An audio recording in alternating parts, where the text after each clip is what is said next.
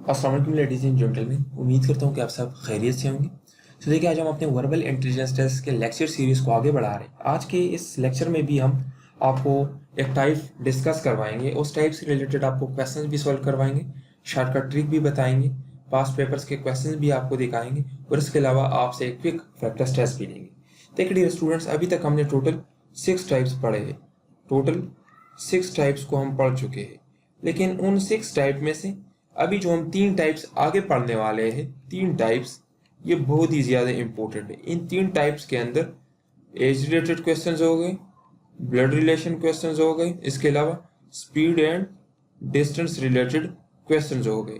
ये 3 टाइप बहुत ही ज़्यादा इंपॉर्टेंट है। इंपॉर्टेंट इसलिए है क्योंकि आपके इनिशियल टेस्ट वर्बल पोर्शन में तकरीबन 60% इन 3 टाइप से होता है और बाकी जो हमने 6 टाइप्स पढ़े थे 40% उन टाइप से होता है।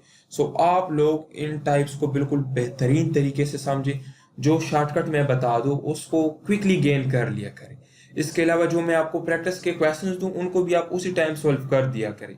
और अगर आपको पूरे लेक्चर में कहीं पे भी कोई कंफ्यूजन हो तो अपने इंस्ट्रक्टर से पूछ लिया करें ताकि आपको उसी टाइम आपकी क्वेरीज सॉल्व करके दे।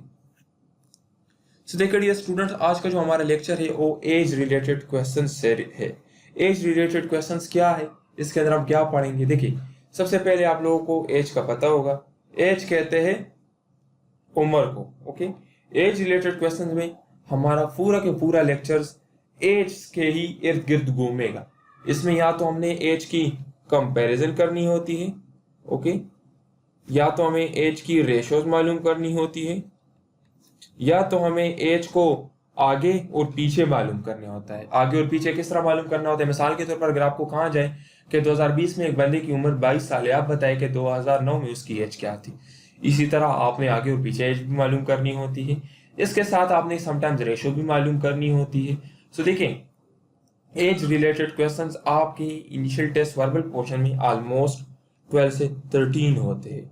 ये सबसे ज्यादा क्वेश्चंस आपके इनिशियल टेस्ट वर्बल पोर्शन में होते हैं और ये बहुत ही इंपॉर्टेंट है। देखिए, इन लेक्चर के अंदर हम क्या क्या चीजें पढ़ेंगे। देखिए, सबसे पहले मैं आपको शॉर्टकट बताऊंगा कि इसके लिए शॉर्टकट क्या है जिसकी मदद से हम इन क्वेश्चंस को सॉल्व करेंगे। शॉर्टकट के बाद मैं आपको प्रैक्टिस के लिए कुछ क्वेश्चंस खुद सॉल्व करवाऊंगा, ओके। और इसके बाद आपने एक दो क्वेश्चंस खुद वीडियो के दौरान ही सॉल्व करने हैं और फिर आपकी इस वीडियो लेक्चर के नीचे में एक आपके लिए पोर्टल अपलोड कर दूंगा प्रैक्टिस टेस्ट के नाम से। फिर आप लोग उस प्रैक्टिस टेस्ट को सॉल्व कर ले, उसके अंदर आपके प्रैक्टिस के क्वेश्चंस होंगे। सो ये पूरा प्रोसीजर होगा हमारा। बाकी इस पूरे लेक्चर में अगर आपको कहीं पे भी कोई कंफ्यूजन आती है तो ये नंबर है, इस पर आप पूछ लिया करें। ऑलरेडी आपका इंस्ट्रक्टर आपने आपको इनरोल किया होगा इंस्ट्रक्टर ने व्हाट्सएप ग्रुप में भी, तो आप उससे पूछ लिया करें, वो आपको गाइड कर दिया करेगा। बाकी देखिए डियर स्टूडेंट्स, जो भी चीज़ आपको जिस टाइम पढ़ाई जाए तो आप लोग कोशिश कर लिया करें कि उसको उसी टाइम कवर कर लिया करें। मीन्स अगर आज का हमारा ये लेक्चर है तो आप कोशिश कर ले कि इसमें अगर आपको कहीं पे भी कोई कंफ्यूजन हो तो आज ही कवर कर ले, क्योंकि बाद में अगर आप लोग फिर पूछते हो तो फिर आपकी कंफ्यूजन और भी बढ़ जाएगी। सो जिस टाइम जो भी चीज़ आप पढ़ रहे हो उसके अंदर अगर कोई कंफ्यूजन आती है तो उसी टाइम पूछ लिया करें। सो चले बढ़ते हैं आज के अपने लेक्चर की तरफ। देखिए स्टूडेंट्स, आज हमने एज रिलेटेड क्वेश्चंस को पढ़ना है। एज रिलेटेड क्वेश्चंस को पढ़ने के लिए शॉर्टकट ट्रिक क्या है, किस तरह हम सॉल्व करेंगे। आपको पता है कि आपके टेस्ट में आपको कैलकुलेटर अलाउड नहीं होता, कैलकुलेटर नॉट अलाउड। तो फिर हम इस क्वेश्चन को किस तरह सॉल्व करेंगे? तब आता है शॉर्टकट ट्रिक। जब कैलकुलेटर नहीं होता तो फिर शॉर्टकट ट्रिक की मदद से ही हम सॉल्व करेंगे और यहाँ पर हम उस शॉर्टकट ट्रिक को ही पढ़ेंगे। देखिए, सबसे पहली बात, रीड द क्वेश्चन केयरफुली। आपको कोई भी क्वेश्चन दिया जाए, जरूरी नहीं कि सिर्फ एज रिलेटेड क्वेश्चन ही हो, कोई भी क्वेश्चन हो, वर्बल का हो, नॉन वर्बल का हो, एकेडमिक का हो, पहला कानून हर क्वेश्चन का यही है कि आप लोग उसको बेहतरीन तरीके से पढ़ लें। अगर आपको क्वेश्चन की समझ आ गई तो इट मींस आपने 60% आंसर को भी गेन कर लिया, ओके। नेक्स्ट पॉइंट क्या है? Understand the meaning of the question in your own language. देखिए, मिसाल के तौर पर आप पठान, तो अगर जब आप क्वेश्चन को पढ़ लेते हो तो आप लोग अपनी जबान में पश्तो में उसको समझ लेके क्वेश्चन में मुझसे क्या पूछ रहा है, ओके। अगर आप पंजाबी हो तो आप उसको अपनी लैंग्वेज में समझ लें कि यार क्वेश्चन में मुझसे क्या मांग रहे, क्वेश्चन में क्या पूछ रहे, तभी आपको क्वेश्चन को सॉल्व करने के काबिल होंगे। फिर देखें अगर उसमें एज की कंपैरिजन की बात की गई हो तो एजेस को कंपेयर कर लें। ये 2 पॉइंट्स अभी मैं एक एग्जांपल की मदद से आपको सॉल्व करवाऊंगा कि किस तरह ये 2 पॉइंट्स हमने हर क्वेश्चन के ऊपर अप्लाई करने हैं। Apply the shortcuts which I am explaining now. मैं अभी आपको शॉर्टकट्स भी बता रहा हूँ, उन शॉर्टकट की मदद से आपने क्वेश्चन को सॉल्व करना है। देखिए ये पहले 2 पॉइंट्स तो आपको समझ आ गए होंगे। ये जो 2 पॉइंट्स हैं ये हम अभी एक्सप्लेन करेंगे एग्जाम्पल की मदद से। ओके, सो चलिए बढ़ते हैं एग्जाम्पल की तरफ। देखिए डियर स्टूडेंट्स, ये हमारे पास पास्ट पेपर के क्वेश्चन है। इसमें बताया जा रहा है कि Reema is 4 years old, Ubaid is 4 times older than Reema, Reema will 8 than Ubaid will be. यहाँ पर ई ओके विल बी। देखिए डियर स्टूडेंट्स, मैंने पहले आपको क्या बताया कि आप लोग क्वेश्चन को बिल्कुल बेहतरीन तरीके से पढ़ लें। क्वेश्चन पढ़ने के बाद आप उसको अपने लैंग्वेज में समझ लें कि इसमें क्या बताया जा रहा है। मिसाल के तौर पर अभी आपको पता है इस क्वेश्चन में आपको बताया जा रहा है कि रीमा की उम्र 4 साल है और उबैद की उम्र रीमा के मुकाबले में 4 गुना ज्यादा है। ये दूसरा हिस्सा हो गया। फिर आपको बताया जा रहा है कि जब रीमा की उम्र 8 साल हो जाएगी तो उस टाइम उबैद की उम्र क्या होगी। ओके, मिसाल के तौर पर अगर कोई पुश्तो स्पीकर है तो इसमें आपको बताया जा रहा है रीमा उमर सलूर कालदे और उबैद रीमा न सलूर जल टाइमा मशर दे नूच रीमा एज अत कालशीन तो उबैद एज बसुमरशी। ठीक शो। तो देखिए ये मैंने आपको पश्तो में भी उर्दू में भी ये एक्सप्लेन करवा दिया। इसी तरह आपको कोई भी क्वेश्चन दिया जाए तो पहला रूल यही है कि आप लोग क्वेश्चन को रीड कर ले। क्वेश्चन को रीड करने के बाद आप उसको अपनी लैंग्वेज में समझ ले कि इसमें मुझसे क्या पूछ रहा है। तो देखिए अभी इसको हम सॉल्व करते हैं। देखिए सॉल्व करने का तरीकाकार ये मैंने यहाँ पर एक्सप्लेन भी किया है। देखिए फुल सोल्यूशन दिया है, लेकिन फिर भी मैं आपको यहाँ पे दोबारा एक्सप्लेन करवा देता हूँ। देखिए पहले आप लिख लिया Reema is equal to 4 years। आपको बताया गया है ना कि रीमा की उम्र 4 साल। फिर बताया गया है कि उबैद 4 गुना बड़ा है। सो देखिए 4 गुना बड़ा है means 4 multiply by 4 is equal to 16 years। Okay, पहला पोर्शन हमने सॉल्व कर लिया है। मीन्स कि अगर रीमा की उम्र 4 साल है तो उबैद की उम्र 16 साल होगी। क्यों? क्योंकि उबैद 4 गुना ज्यादा बड़ा है।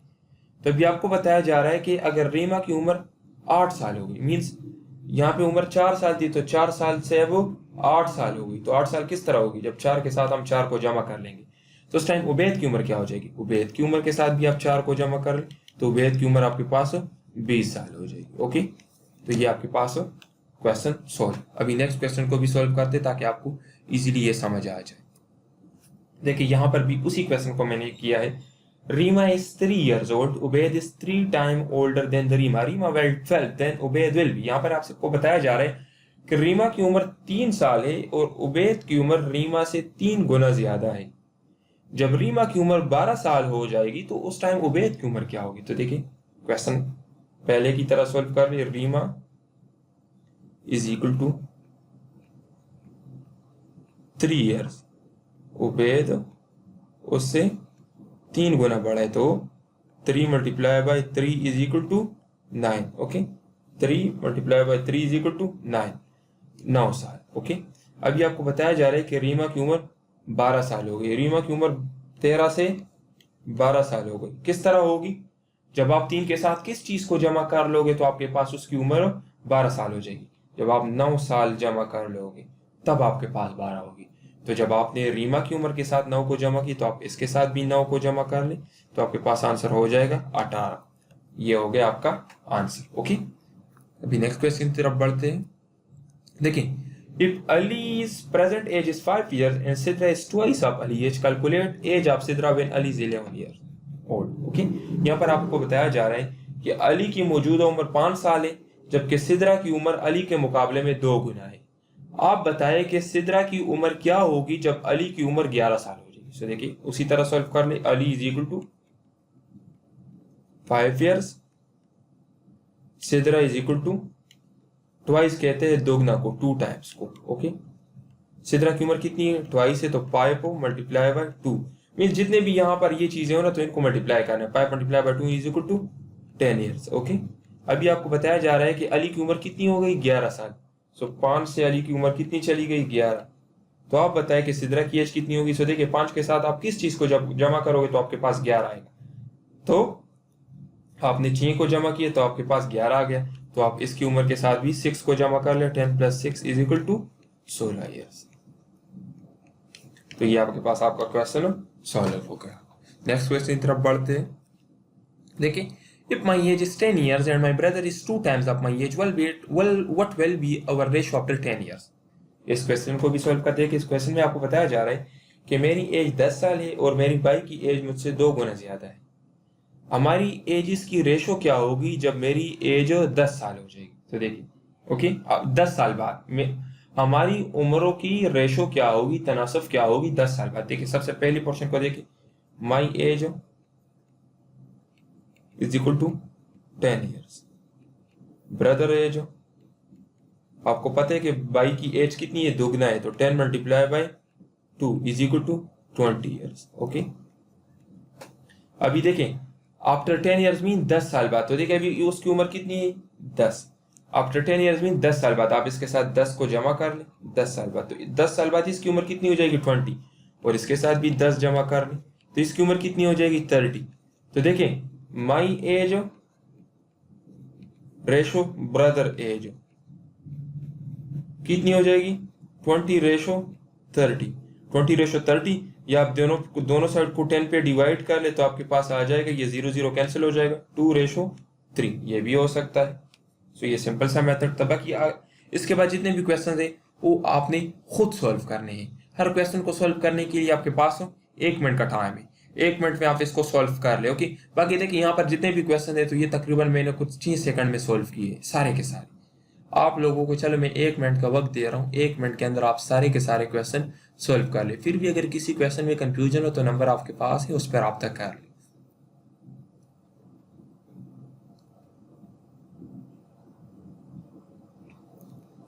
ये भी उसी तरह की तरह है, क्वेश्चन 1 2 की तरह है, 3 जिस तरह हमने किए हैं। इस क्वेश्चन को सॉल्व कर ले, वीडियो को यहाँ पर पास कर ले, क्वेश्चन को सॉल्व कर ले।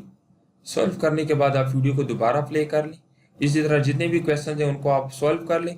आखिर में इन सब के आंसर्स, इस वीडियो के आखिर में मैंने सब के आंसर्स दिए हैं। फिर वहाँ पर जाकर अपने आंसर चेक कर लें कि आपने सही किए या गलत, और अगर आपने गलत किए हैं तो दोबारा आकर क्वेश्चन को सॉल्व कर लें। और अगर आपको कहीं पे भी कोई कन्फ्यूजन हो तो टीचर का नंबर ऑलरेडी आपके पास है, उससे पूछ लें।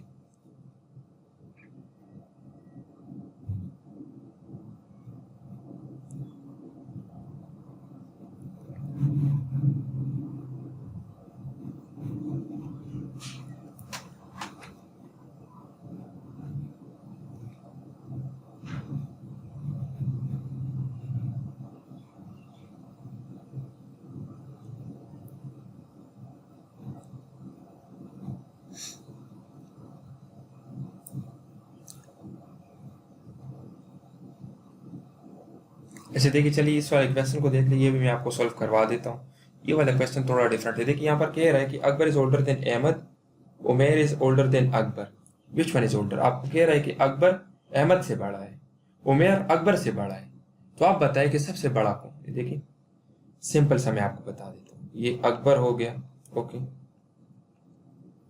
ये अहमद हो गया, और ये आपके पास उमेर हो गया। ये अकबर किससे बड़ा है, अहमद से बड़ा है, ओके, इस वाले बंदे से बड़ा है। और ये उमेर किससे बड़ा है, ये अकबर से बड़ा है। तो सबसे बड़ा कौन हो गया, ये, और सबसे छोटा कौन हो गया, अहमद, ओके। ये यंगेस्ट है, ओके, ये यंगेस्ट हो गया, और ये ओल्डेस्ट हो गया। यंगेस्ट कहते हैं सबसे छोटे को, ओल्डेस्ट कहते हैं सबसे बड़े को। ये 2 क्वेश्चन थे, ओके। इस क्वेश्चन से भी काफ़ी क्वेश्चन इसी टाइप के भी आते हैं, समझ ले, बिल्कुल सिंपल सा क्वेश्चन है। जस्ट आप लोगों ने क्या करना है कि जो क्वेश्चन आपको दिया जाए उसकी स्टेटमेंट को आप लोग गौर से पढ़ लिया करें, और फिर अपने लैंग्वेज में उस क्वेश्चन को समझे कि इस क्वेश्चन में मुझसे क्या मांगा जा रहा है।